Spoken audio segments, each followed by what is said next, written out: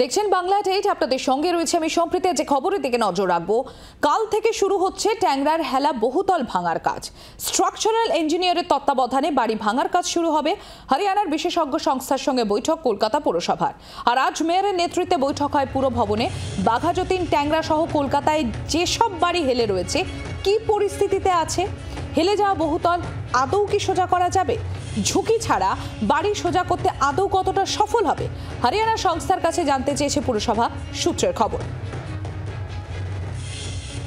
রক্তিমা দাস আমাদের প্রতিনিধি আমাদের সঙ্গে রয়েছেন, সরাসরি চলে যাবো রক্তিমার কাছে। রক্তিমা, ইতিমধ্যেই এই যে সংস্থাটির কাছে জানতে চাওয়া হয়েছে বলে পুরসভা সূত্র মারফত খবর পাওয়া যাচ্ছে, হরিয়ানা সংস্থার কাছে এত ডিটেলসে জানতে চাওয়া হয়েছে, সেক্ষেত্রে এই সংস্থার তরফ থেকে কি কোনো কিছু বলা হয়েছে? কিভাবে তারা কাজ করবেন, কিভাবে তারা এই সার্ভেটা করবেন, কিভাবে রিপোর্টটা তৈরি হবে?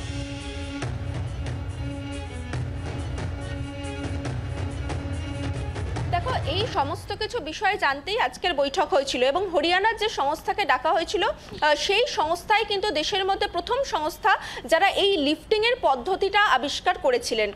ফলত কলকাতা পুরসভা চাইছে তাদের এই পারদর্শিতাকে কাজে লাগাতে।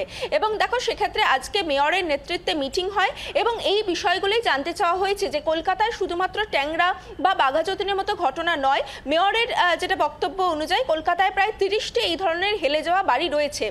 সেই বাড়িগুলি আদৌ আগামী দিনে সোজা করা যাবে কিনা, যদি সোজা করা যায় তাহলে হরিয়ানার এই সংস্থা কলকাতার ক্ষেত্রে তারা তাদের প্রযুক্তি ব্যবহার করতে পারবে কিনা, কারণ হরিয়ানার মাটি এবং কলকাতার মাটির মধ্যে তফাৎ রয়েছে, সেই জায়গায় সমস্ত কিছু সমীক্ষা তারা করতে পারবে কিনা, এবং সেক্ষেত্রে যদি তারা এই কাজ করেন তা ঝুঁকিপূর্ণ হবে কিনা, এই একাধিক বিষয়গুলো কিন্তু জানতে চাওয়া হয়েছে।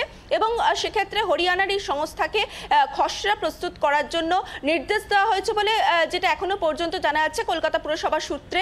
সেক্ষেত্রে তারা কলকাতার সমীক্ষা করবেন এবং কলকাতার সয়েল টেস্ট থেকে শুরু করে একাধিক এই ধরনের লিফটিং এর ক্ষেত্রে যে যে সমীক্ষাগুলো প্রয়োজন সেগুলো তারা করবেন এবং করে তারপরেই তারা কলকাতা পুরসভার কাছে রিপোর্ট জমা দেবেন। দেখো, সেক্ষেত্রে কিন্তু কলকাতা পুরসভা এখনো পর্যন্ত তার সিদ্ধান্ত নিয়েছে, তারা চাইছে হরিয়ানার এই সংস্থার থেকেই যাতে এই হেলে পড়া বাড়িগুলি যেগুলি রয়েছে সেগুলি যাতে সোজা করার কাজ শুরু হয়। অন্যদিকে দেখো, আজকেই কিন্তু যেটা জানা গিয়েছে যে আগামীকাল থেকেই ট্যাংরার যে বাড়িটি রয়েছে, অর্থাৎ সাদা বাড়িটি রয়েছে, সেই বাড়ি ভাঙার কাজ শুরু হচ্ছে। তুমি জানো যে আগের দিনই মেয়র কিন্তু জানিয়েছিলেন যে পাশের যে বাড়িটি রয়েছে তার ভবিষ্যৎ কিন্তু নির্ভর করছে এই সাদা বাড়িটির ওপর। অর্থাৎ কালকে যে বাড়িটি ভাঙার কাজ শুরু হবে তারপরে মাটির কি অবস্থা থাকে সেই অনুযায়ী কিন্তু সিদ্ধান্ত হবে সবুজ বাড়িটির ভবিষ্যৎ কি হবে। সেক্ষেত্রেও হরিয়ানার এই কোম্পানির কাছে পরামর্শ চাওয়া হয়েছে বলে যেটা কলকাতা পুরসভা সূত্রে জানা যাচ্ছে, যে এই বাড়িটি লোহার বিন দিয়ে সোজা করে রাখা যাবে কিনা, এই সমস্ত কিছুই কিন্তু জানতে চাওয়া হয়েছে।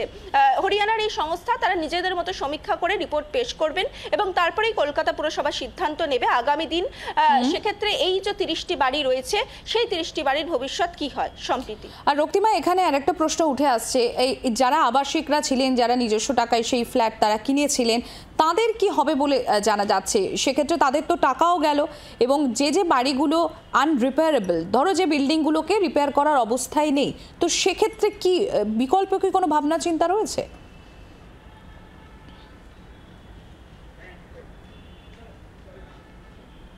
দেখো, কালকের যে সাদা বাড়িটি ভাঙা হবে বলে পুরসভা একেবারে সিদ্ধান্ত নিয়ে নিয়েছে। দেখো, সেক্ষেত্রে আপাতভাবে যে সিদ্ধান্ত হয়েছে যে সেই বাড়িটি কিন্তু মূলত খালি বাড়ি, সেই বাড়িটি সবে তৈরি হয়েছিল, সেখানে এখনো কোনো বাসিন্দা নেই। কিন্তু দেখো, যে চিন্তার বিষয় যেটা হচ্ছে যে পাশের যে বাড়িগুলি রয়েছে, একটি যে সবুজ বাড়ি রয়েছে যে বাড়িটি হেলে পড়েছে এবং সাদা বাড়ির পাশে ডান দিকে আরেকটি কিন্তু বাড়ি রয়েছে, সেই বাড়ির বাসিন্দারাও স্বাভাবিকভাবে কিন্তু তারা আশঙ্কায় রয়েছে যে বাড়ি ভাঙার সময় তাদের বাড়ির কোনো ক্ষতি না হয়ে যায়। সেক্ষেত্রে কলকাতা পুরসভার বিল্ডিং বিভাগ সূত্রে যেটা জানা যাচ্ছে যে কলকাতা পুরসভা আপাতভাবে তাদের জন্য নিরাপদ একটা থাকার ব্যবস্থা করবে, কিন্তু সেটা সাময়িক। দেখো, এক্ষেত্রে প্রশ্ন উঠছেই যে এই থাকার ব্যবস্থা সেটা 7 দিন হোক, 10 দিন হোক কিংবা 1 মাসই যদি হোক, তার পরবর্তীকালে তারা কোথায় যাবে সেটা নিয়ে কিন্তু তারা স্বাভাবিকভাবে একটা আশঙ্কার মধ্যে রয়েছেন এবং সেই জায়গা থেকে প্রশাসন কি পদক্ষেপ নেয় সেটাই কিন্তু এখন দেখার। সম্প্রীতি, ধন্যবাদ রক্তিমা।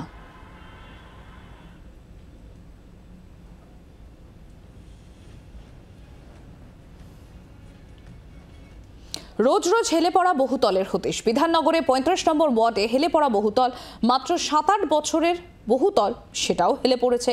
জলভূমি ভরাট করে বহুতল নির্মাণের অভিযোগ। মাত্র 7-8 বছরে বহুতল সেটাও হেলে পড়েছে। জলাভূমি ভরাট করে বহুতল নির্মাণের অভিযোগ।